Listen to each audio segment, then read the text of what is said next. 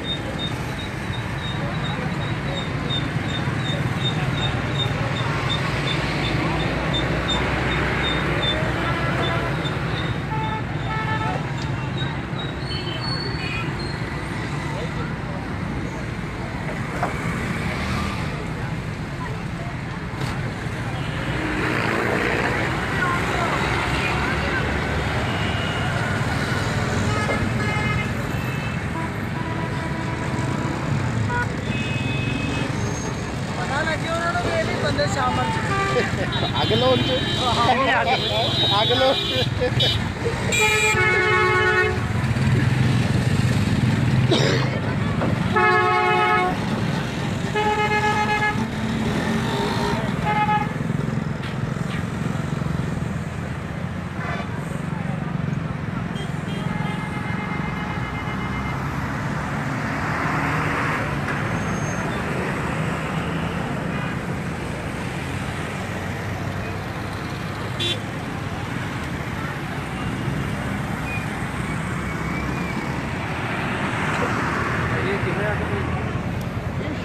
short circuit की वजह दस रही है मतलब बिजली का स्विच वगैरह स्टार्ट हुआ ना उसकी वजह से फिर सारा नुकसान है लखों का नुकसान हो गया